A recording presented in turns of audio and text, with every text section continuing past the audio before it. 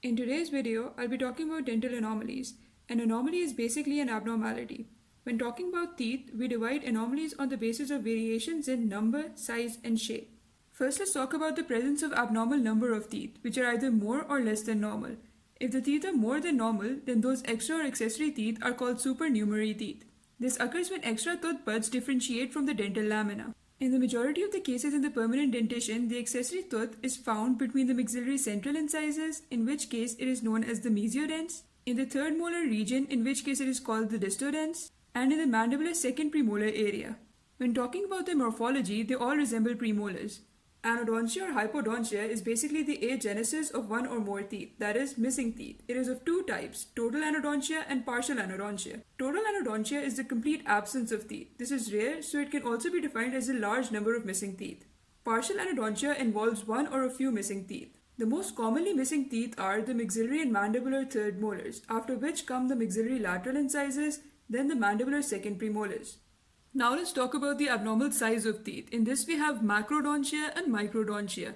Macrodontia is of two types, true macrodontia and false macrodontia. True macrodontia is when all the teeth are abnormally large, and false macrodontia is when individual teeth are excessive in size. The teeth most commonly involved are the incisors, canines, and mandibular third molars. Microdontia is the complete opposite. It is also of two types, true microdontia and false microdontia. In true microdontia, all the teeth are abnormally small, and in false microdontia, individual teeth are excessively small. The teeth most commonly involved are the maxillary lateral incisors and the maxillary third molars. Now let's come to the anomalies associated with shape. First, let's talk about taurodontism. Here, this is a normal tooth and this is a taurodont. In this, the size of the tooth is normal, but the proportion of the tooth occupied by the crown is greater, as a result of which they have a larger pulp chamber and smaller roots. In dilacerated teeth, due to some trauma or injury, the normal linear relationship between the crown and the root is distorted. So in this, both the root and the crown are not linear. In flexion, the crown is linear, but the root is distorted. In gemination, there is an incomplete splitting of the tooth germs. This normally occurs in incisors, as a result of which the tooth is wider mesiodistally and has an incisal notch. It normally has a single pulp cavity and root. Fusion occurs as a result of a union between two adjacent tooth buds. This also normally involves anterior teeth, but in this there are two separate pulp cavities and a greater degree of separation. Concrescence involves the union of the root structure of two or more teeth through cementum only. This normally occurs after tooth eruption and is due to excessive cementum deposition. A segmented root has two separated root segments. Dwarf roots have a normal sized crown, but the roots are abnormally short.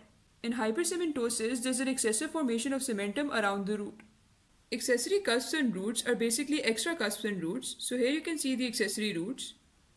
Missing cusps are absent cusps. Enamel pearls are small spherical nodules of enamel surrounding a dentine core. They are normally present in the furcation area of the molars.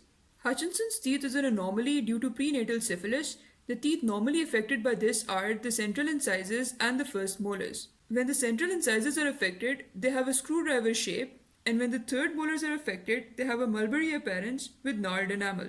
Dens and denti is commonly found in the maxillary lateral incisors. In this, the enamel organ becomes invaginated in a specific area on the crown of the tooth.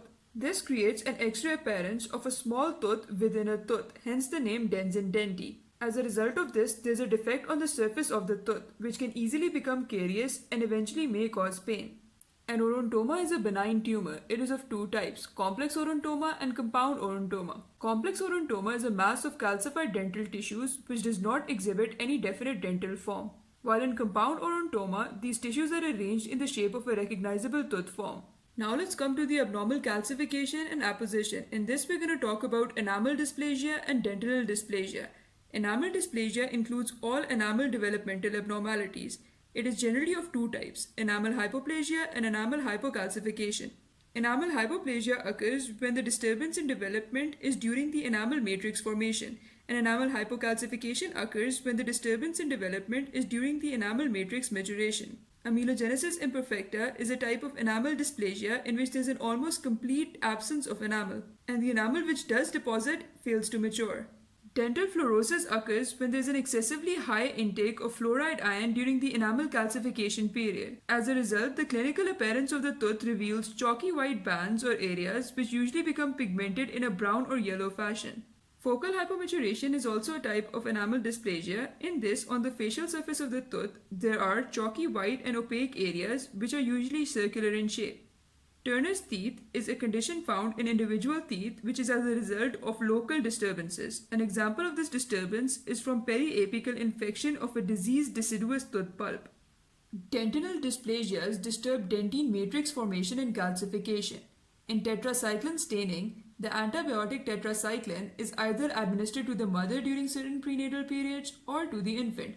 This imparts an intrinsic color change to the dentine. The affected teeth may originally exhibit a yellowish color, but with time there's a change to a grayish or even purplish color. Dentinogenesis imperfecta is an abnormality which results from the genetic disturbance of dentine formation.